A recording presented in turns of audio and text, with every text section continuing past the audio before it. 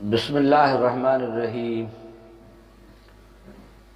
هو اللہ الذی لا الہ الا هو العالم الغیب والشہدہ هو الرحمن الرحیم۔ اللہ سبحانہ و تعالی کا ارشاد ہے،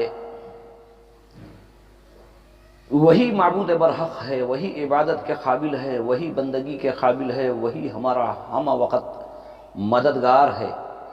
سارا علم غیب، جو کچھ ہو چکا ہے یا جو کچھ آگے ہونے والا ہے، وہ سوائے اللہ کے کوئی نہیں جانتا۔ پوری کائنات میں کوئی چیز بھی ایسی نہیں ہے جسے اللہ نے تخلیق نہ کیا ہو اور نہ اسے جانتا ہو، یہ سب اللہ کے علم میں موجود ہے۔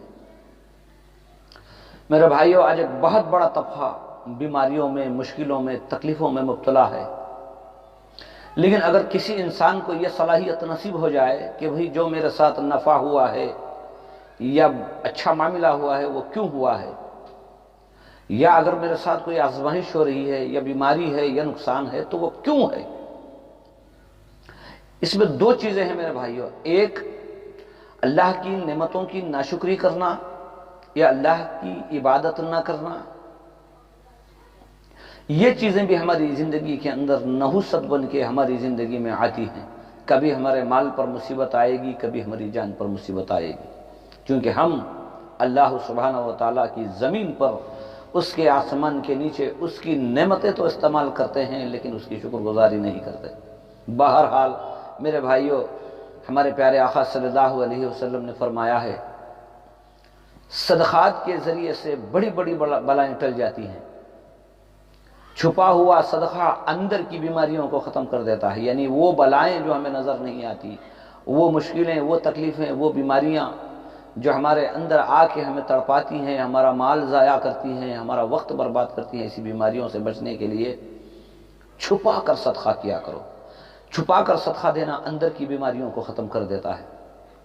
اور میرے بھائیو، اعلانیہ صدقہ، نیت یہ نہ ہو کہ بھی ہمیں دکھانا ہے، بس نیت اگر اخلاص ہے، اگر دکھا کر صدقہ دے دیا ہے تو باہر کے حادثات سے، نقصانات سے اللہ سبحانہ و تعالیٰ ہماری حفاظت کرے گا۔